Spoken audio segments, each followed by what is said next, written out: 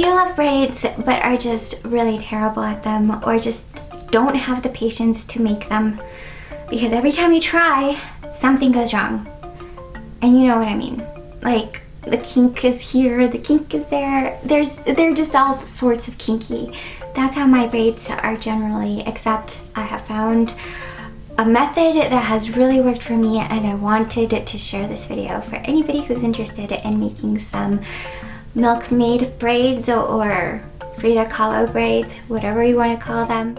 Hi everyone, I'm Gonzalez-Gibson with Kaleidoscopes and Polka Dots, where I sell handmade, vintage-inspired jewelry for the soul who's in love with the past, wholeheartedly lives in the present, and embraces the future. If you love videos relating to jewelry, fashion, history, and books, then please hit that subscribe button so that you never miss an episode. First, I want to go over a few tips, just 2 tips. And they are very elementary, but they are worth repeating in my opinion, because these are things that I often have to remind myself of as a beginner.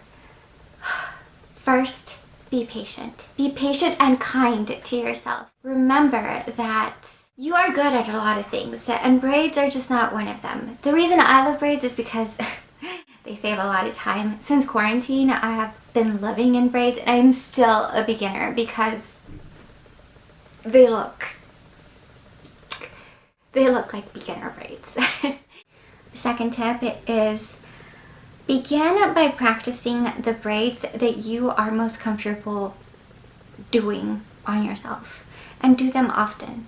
I find I have had short and long hair, and regardless of the length, I've always struggled with braids. I have tried the cute little side braids and they just never seem to work exactly how I expect them to work. Not without the help of a lot of bobby pins. The first braid, oh, that's my little girl. My favorite braid, and the one that I feel most comfortable doing, is just the good old-fashioned Lazy Susan,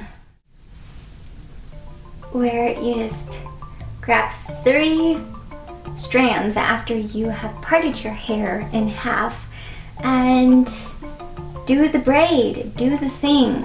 And I recommend starting off really tight and then loosening up, because loosening not only makes your hair look very pretty and voluminous in the braid, but it also gives you wiggle room to hide all of those kinks, all of those imperfections. Believe it or not, this braid has evolved with time for me. It used to be very, very stress-inducing because of the back. This section over here, it took me a while to really understand that that section really needed attention. And by that I mean you need to make sure that as you're braiding, you grab a hold of it. And now that you have your beautiful braid, wherever you see issues, that's where you want to open it up a little bit more. You will also find that you will feel more comfortable either braiding under or braiding over. Again, practice, practice, practice the thing that makes you feel most comfortable as you're moving through this braid. Eventually, you'll add on the other techniques, but to begin with, and this is what I keep on telling myself as well, just do the thing that makes you most comfortable, because otherwise you're gonna get really stressed, give up, and then it's just gonna end up on your list of, I wish I could do this, but I can't because I'm not gifted enough. I have quite a lengthy list of that, but anyway, right now we're talking about braids that I can do and I am masterful at.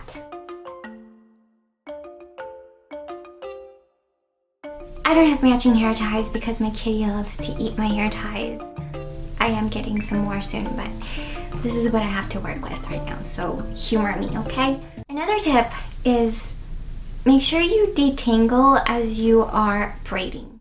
It is so easy, especially the longer that your hair is, to get a piece of your hair tangled up with the wrong strand as you're moving down the braid.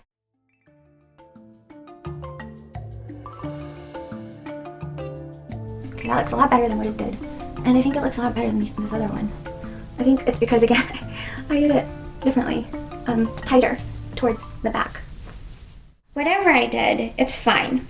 They don't have to match. They're sisters, they're not twins. I feel like a little girl like this. What I generally do is I crisscross the braids in the back, and I use 2 bobby pins, one inserted in the top of the 2 and one in the bottom. Next, you pull this braid over to this braid into the little nook that is formed by the crisscrossing, by the opposing braid. This is the first option. This is the simplest option. This is my favorite option. The more you do it, the more you'll figure out how your hair works and what thing is that works best for you.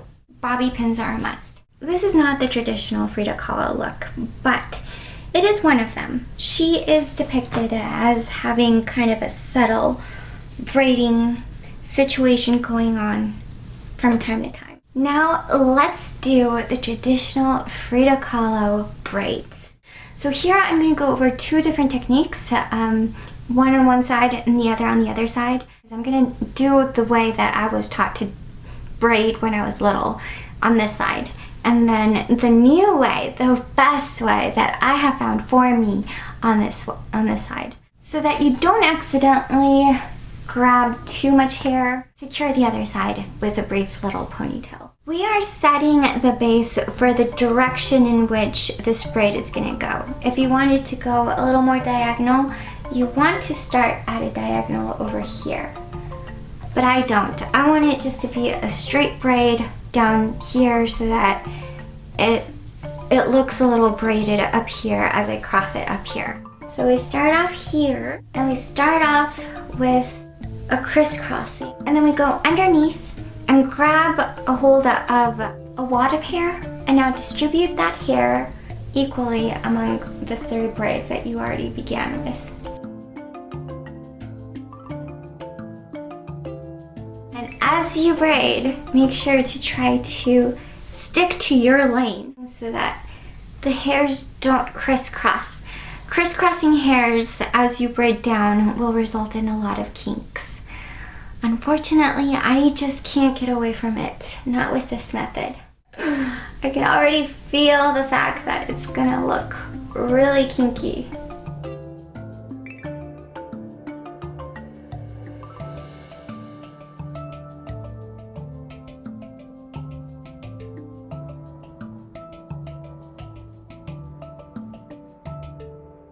I have no idea how this looks, but if I cross this looks beautiful. As it stands, I'm sure it's very kinky and not very flattering. Let's take a look. Oh my gosh, look at all those kinks.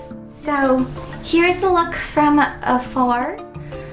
I tell you that I'm just a mess when it comes to braids. The better method for me is grabbing one strand of hair as you go down instead of grabbing a whole wad of hair to distribute between the 3 working strands. We want to add more to this strand, so I'm just going to grab a little from the furthest corner of my hair and then braid over.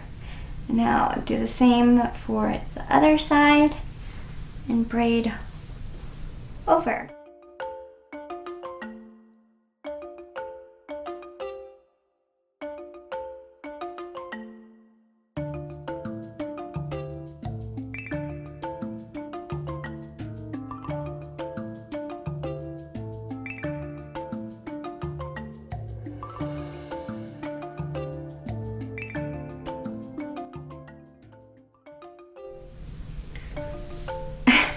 Alright. What a difference. With this method, I find that it's just a lot easier to take control of each strand and reduce the amount of kinkiness, because while we may celebrate kinkiness in other parts of life, I don't celebrate it when it comes to my braids. Alright, again, we put one bobby on the top of the two braids as we cross them, and then another bobby at the bottom. We're basically sandwiching them. And yes, this looks funny. When it's this high, you just kind of cross it under, use some more bobby pins, and that's the finished look.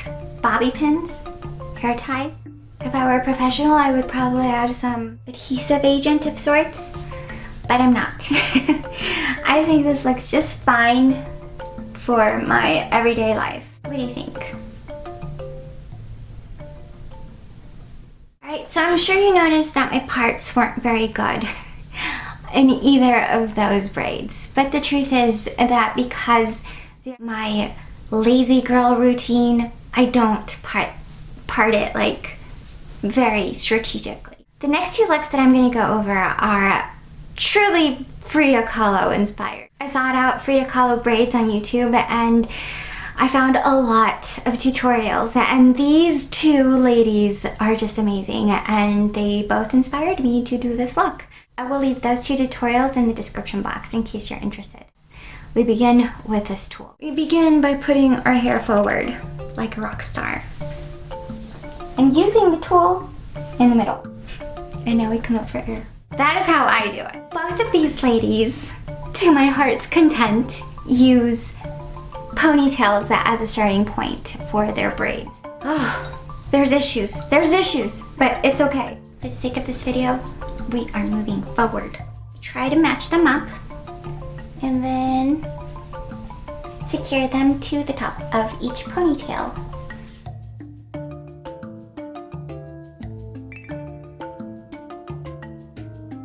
Now use one ribbon for each of the outside strands.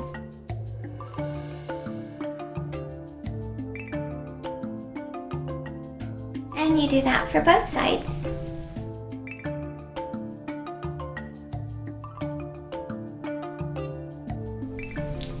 These are the hair ties I have to work with. I am not going to use this. I am just going to use bobby pin. Now we cross this one over as well.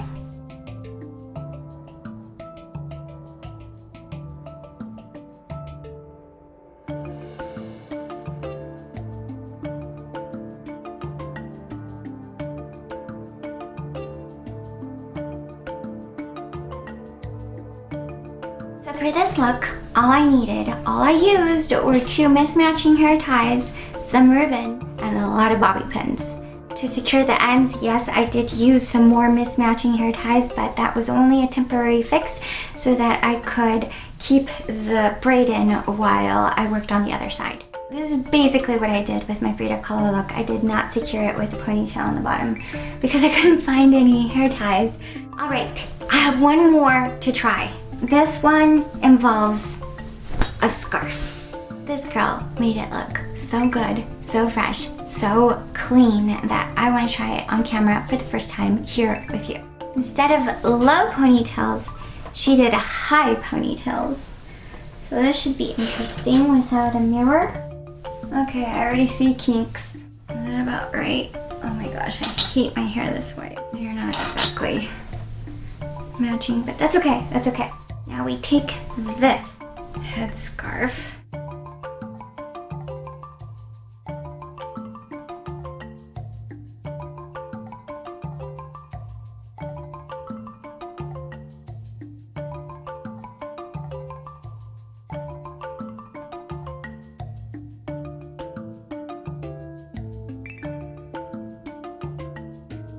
This look is perfect if you are planning on really trying to emulate a Frida Kahlo look, because as I saw from her video, she added some flowers to this headpiece right here, like either under or over. She kind of just used this as her fulcrum for all of those flowers. And again, I'm not going to use these elastics in the end. I'm just gonna use a lot of bobby pins as I work the ends around.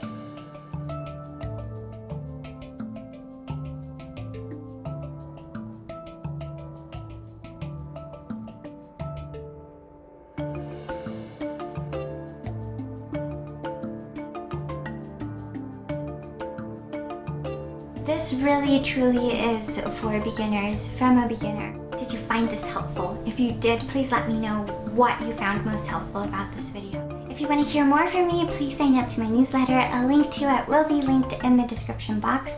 I know YouTube has issues communicating when we have new videos out, but if you're interested, my newsletter is the best place to stay in touch with me.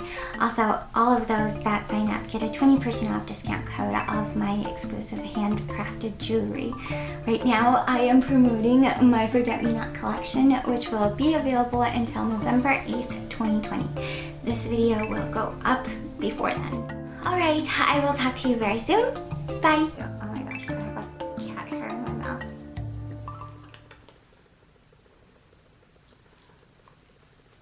You love them, you kiss them, they haunt you.